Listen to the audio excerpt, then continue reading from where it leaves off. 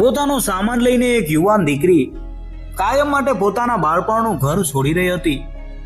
દરવાજા પાસે ઊભેલી માતાની આંખોમાંથી આંસુ વહી રહ્યા હતા, પરંતુ સગાભાઈના ચહેરા ઉપર જરાય અફસોસ નહોતો. જે ઘરમાં એ જન્મી અને મોટી થઈ ત્યાંથી તેને ધક્કો મારીને કેમ કાઢી મૂકવામાં આવી હતી. આખરે એવો તે કયો બનાવ બન્યો કે તેને આવો કઠોર નિર્ણય લેવો પડ્યો. થોડા દિવસો પહેલાની આ વાત છે. બપોરનો સમય હતો. નેહા નામની એક યુવતી હાથમાં એક થેલો લઈને પોતાના પિયર આવી પહોંચી. એનો ચહેરો સાવ કરમાયેલો હતો અને આંખોમાં ઉદાસી છવાયેલી હતી.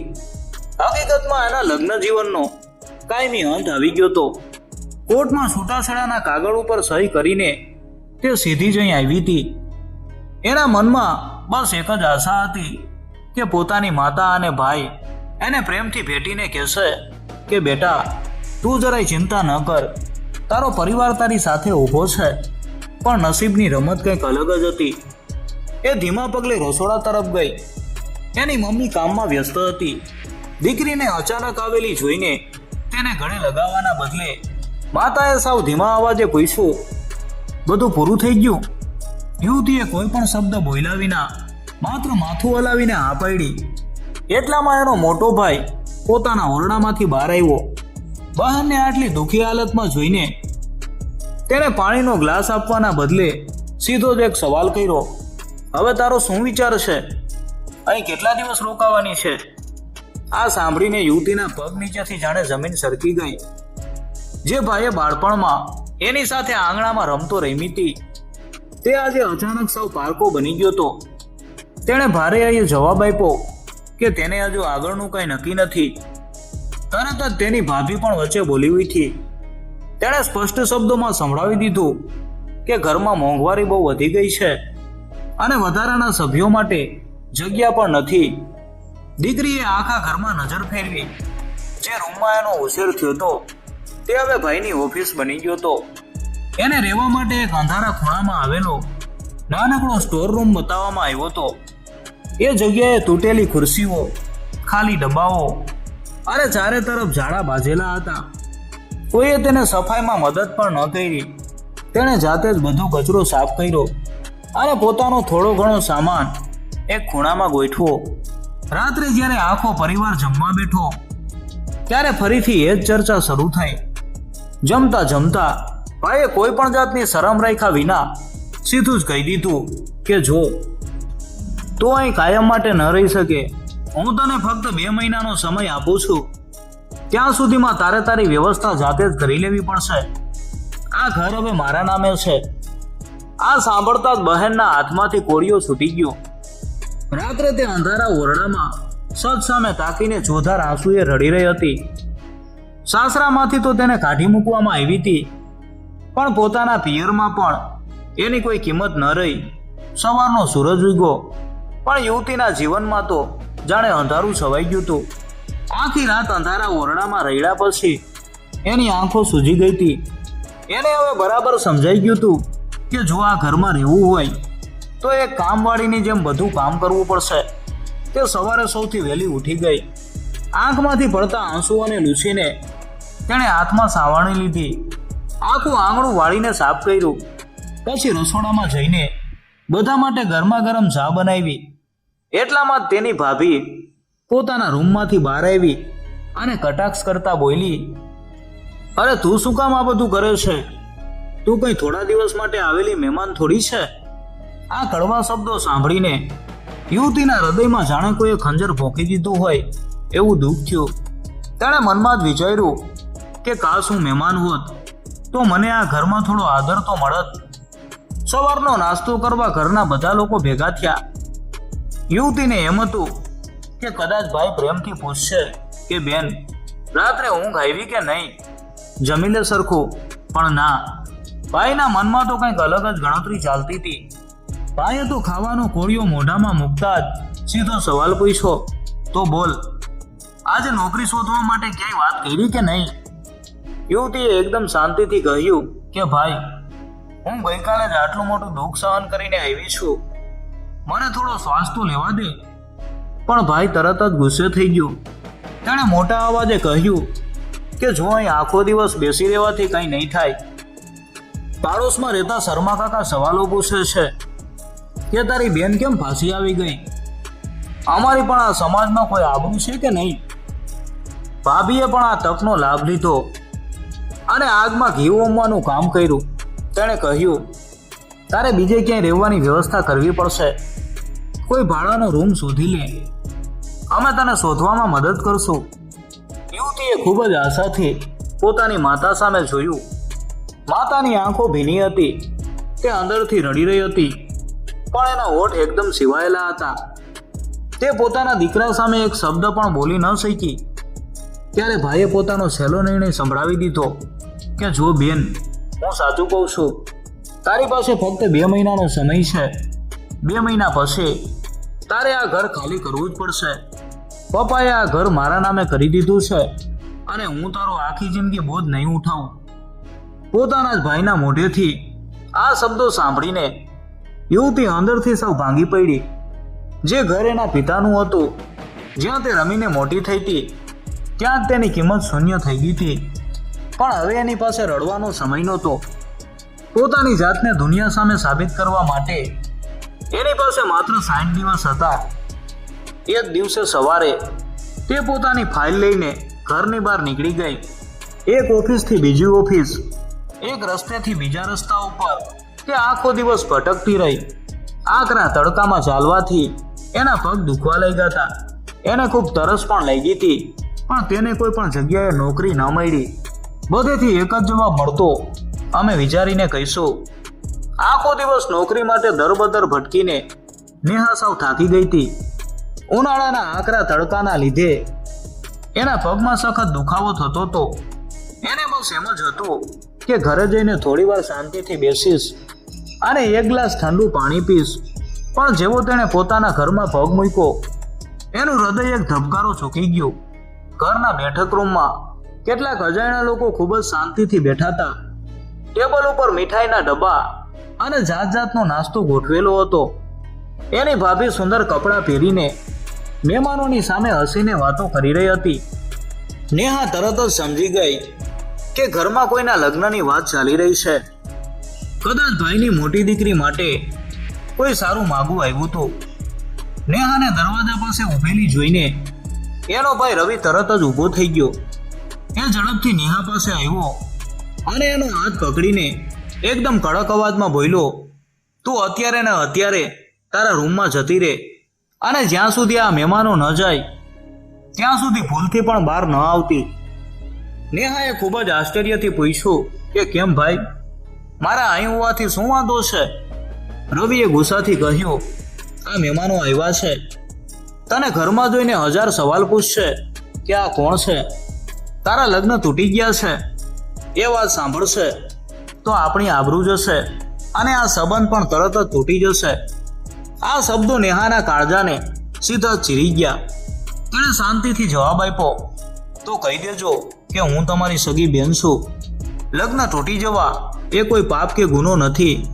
પણ ભાભી તરત જ વચ્ચે આવી અને ધીમેથી બોલી, મહેરબાની કરીને અત્યારે અહીં કોઈ તમાશો ન કર, ચૂપચાપ અંદર ચાલી જા. જે ઘરમાં એનો જન્મ થયો હતો ત્યાં જ આજે તેને એક ગુનેગારની જેમ સંતાડવામાં આવી રહી હતી. નેહા પોતાના રૂમમાં ગઈ, પણ તેણે દરવાજો બંધ ન કર્યો, સહેજ ખુલ્લો રાખ્યો. તે એક તૂટેલી ખુરશી ઉપર બેસી ગઈ.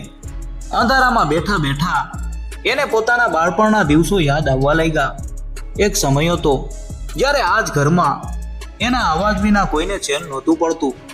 રક્ષાબંધનના દિવસે આ જ ભાઈ એની પાસેથી રાખડી બાંધવા માટે આખા ઘરમાં દોડાદોડી કરતો હતો. અને આજે એ જ ભાઈ એને પોતાના જ ઘરમાં સંતાઈ જવા મજબૂર કરી રહ્યો હતો. બહારથી લોકોના હસવાના અને વાતો કરવાના અવાજો આવી રહ્યા હતા, જે નેહાના કાનમાં શીશાની જેમ રેડાઈ રહ્યા હતા. થોડી વાર પછી મહેમાનોમાંથી આવેલી એક મોટી ઉંમરની મહિલાએ રવિને પૂછ્યું કે દીકરા, તમારે બીજા કોઈ ભાઈ બહેન છે? નેહાના કાન એકદમ ચમકા. એને એવી આશા હતી કે ભાઈ ઓછામાં ઓછું સાચું તો બોલશે જ. પણ રવિએ હસતા હસતા એક મોટું જૂઠાણું ચલાવી દીધું. ના માજી, મારે કોઈ ભાઈ બહેન નથી. બસ અમે બંને પતિ પત્ની અને અમારા બાળકો છીએ. આ સાંભળતા જ નેહાના પગ નીચેથી જમીન સરકી ગઈ. પોતાનો સગો ભાઈ પોતાની જ બહેનનું અસ્તિત્વ સાવ ભૂસી રહ્યો હતો. ભાઈએ તો એક જીવતી બહેનને જ મારી નાખી. હવે નેહાથી આ અપમાન જરાય સહન ન થયું.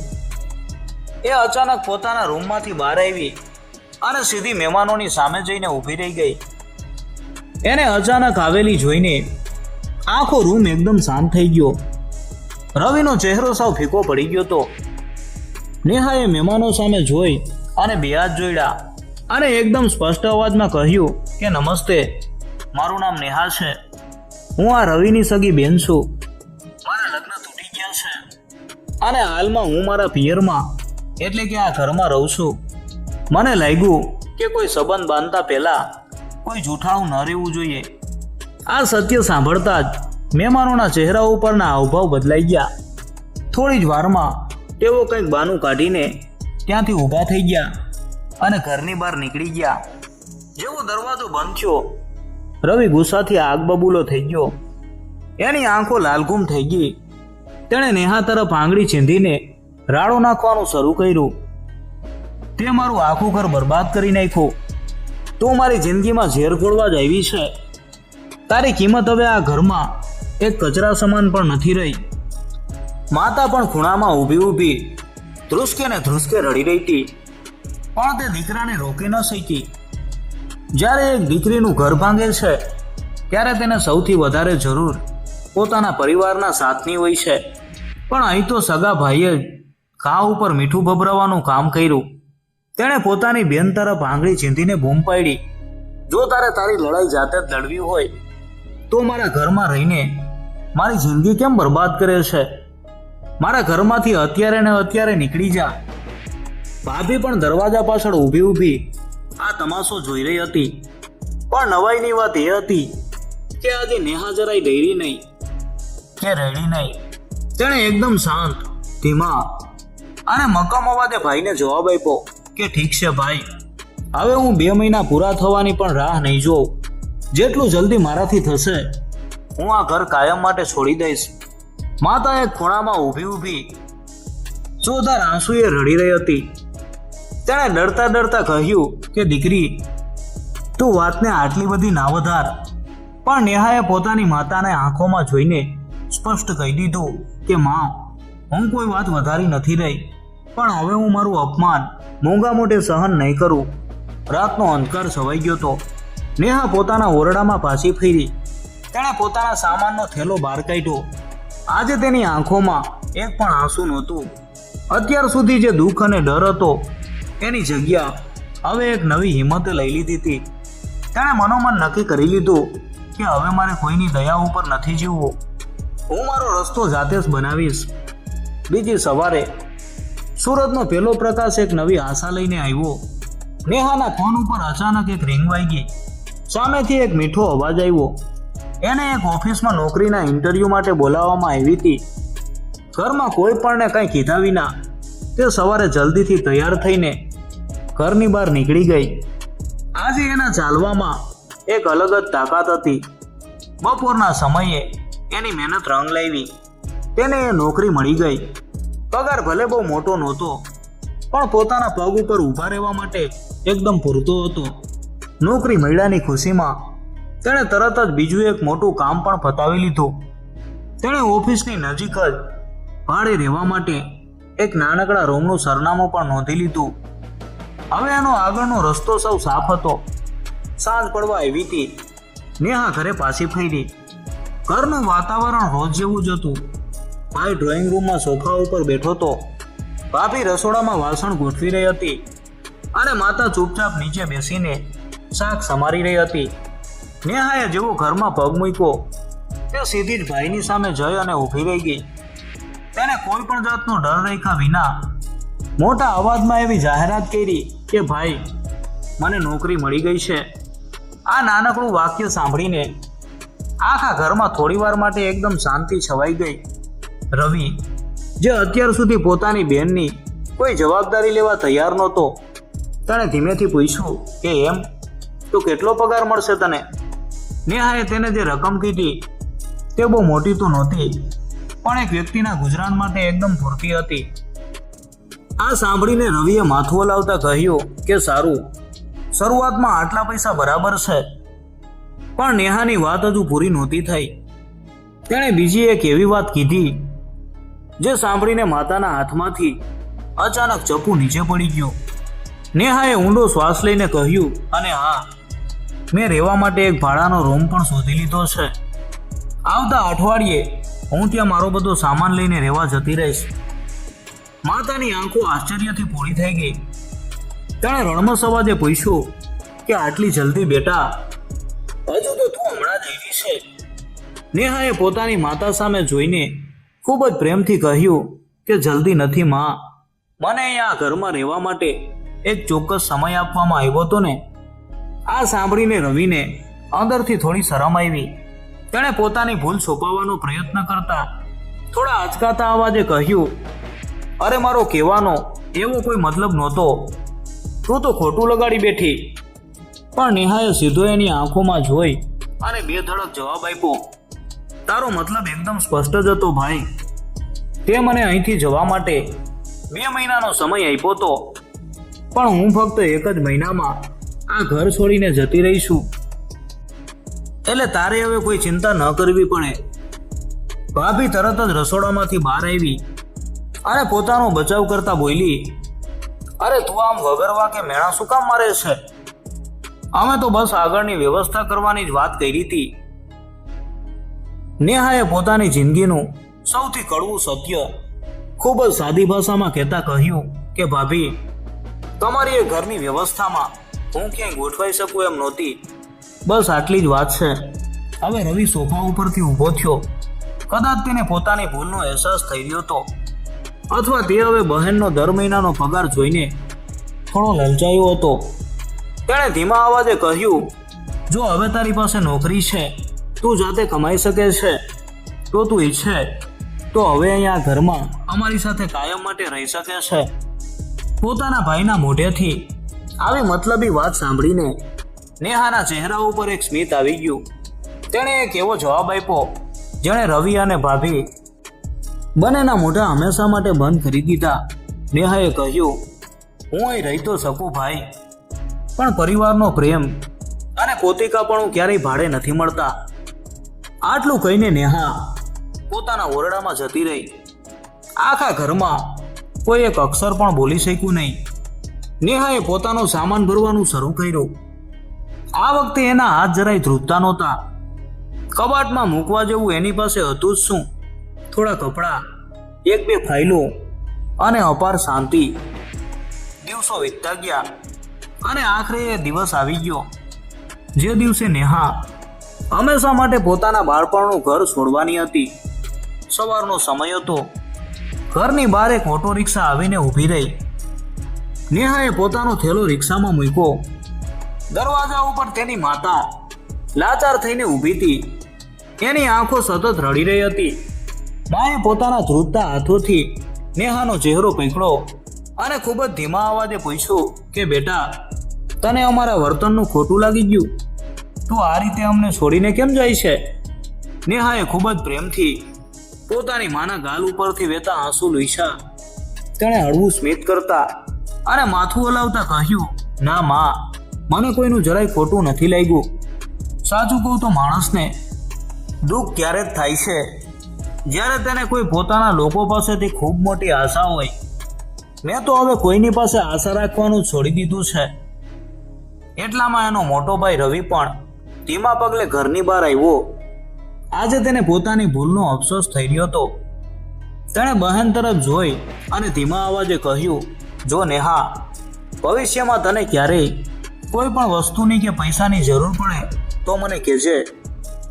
પણ નેહાએ તેને આ વાક્ય પૂરું જ ન કરવા દીધું. તેણે ભાઈને વચ્ચે જ અટકાવીને ખૂબ જ મક્કમતાથી કહ્યું, જો મને ક્યારેય કોઈની જરૂર પડશે તો હું જાતે જ મારી મુસીબતનો સામનો કરી લઈશ ભાઈ. હવે હું એવી કોશિશ કરીશ કે મારે કોઈને પણ એવો જવાબ ન આપવો પડે કે હું તમારા ઘરમાં કેટલા દિવસ રહેવાની છું. આવો જવાબ સાંભળીને રવિ એકદમ ચૂપ થઈ ગયો. એની પાસે બોલવા માટે કોઈ શબ્દો નહોતા બચ્યા. એની પત્ની પૂજા પણ દરવાજા પાસે ઊભી આ બધું શાંતિથી જોઈ રહી હતી. નેહાએ છેલ્લી વારે ઘર સામે નજર કરી. આ એ જ પવિત્ર આંગણું હતું જ્યાં તે પોતાના ભાઈ સાથે રમીને મોટી થઈ હતી. આ એ જ દિવાલો હતી જેમાં એના બાળપણની ખુશીઓ અને કિલકારીઓ ગુંથી હતી. છતાં પણ પોતાના જ પિતાના ઘરમાં તેને રહેવા માટે એક સમય મર્યાદા નક્કી કરવામાં આવી હતી. આનાથી મોટું દુઃખ એક યુવાન દીકરી માટે બીજું શું હોઈ શકે? રિક્ષામાં બેસતા પહેલા તેણે એકદમ ગર્વથી પોતાના ભાઈ અને ભાભીની સામે જોયું. તેણે સ્પષ્ટ અવાજમાં કહ્યું, હું આજે આ ઘર છોડીને જઈ રહી છું, પણ કોઈના ડરથી ભાગી નથી રહી. હું મારી પોતાની મહેનત અને મારા પોતાના દમ ઉપર એક નવી જિંદગીની શરૂઆત કરવા જઈ રહી છું. રિક્ષાનું એન્જિન ચાલુ થયું અને તે ધીમે ધીમે આગળ વધવા લાગી. પાછળ રહી ગયેલું એ ઘર ધીમે ધીમે નાનું થતું ગયું અને આખરે આંખોથી સાવ દૂર થઈ ગયું. નેહાએ પોતાના પર્સમાંથી મોબાઈલ બહાર કાઢ્યો. ફોનની સ્ક્રીન ઉપર એની ઓફિસનો મેસેજ દેખાઈ રહ્યો હતો. તેણે એ મેસેજ ફરીથી વાંચ્યો. આજે તેની આંખોમાં એક પણ આંસુ નહોતું, કોઈ પણ જાતની નિરાશા કે પીડા નહોતી. એની આંખોમાં બસ એક જ સત્ય ચમકી રહ્યું હતું. એને પોતાની જિંદગીનો સૌથી મોટો પાઠ બરાબર સમજાઈ ગયો હતો કે આ સ્વાર્થી દુનિયામાં કોઈની પાસે જગ્યા માંગવાથી ક્યારેય રહેવાની જગ્યા નથી મળતી. પોતાની જગ્યા તો પોતાની મહેનતથી જાતે જ બનાવવી પડે છે. તેણે મનોમન એક નિશ્ચય કરી લીધો હતો કે હવે તે ભવિષ્યમાં જ્યારે પણ કોઈના ઘરમાં પગ મૂકશે ત્યારે તે પોતાની શરતો ઉપર જ જશે. કોઈની દયા કે મહેરબાની ઉપર ક્યારેય નહીં જીવે. તો મિત્રો, આ હતી એક એવી દીકરીની વાર્તા જેણે હાર માનવાના બદલે પોતાની ખુદની ઓળખ બનાવી. જો આ સંઘર્ષ ભરેલી વાર્તાએ તમારા હૃદયને સ્પર્શ કર્યો હોય તો વિડીયોને લાઈક અને શેર ચોક્કસ કરજો. અને હા, આવી જીવનને બદલી નાખે એવી હૃદયસ્પર્શી વાર્તાઓ સાંભળવા માટે અમારી ચેનલને સબસ્ક્રાઈબ કરવાનું ભૂલતા નહીં. તમારો ખૂબ ખૂબ આભાર.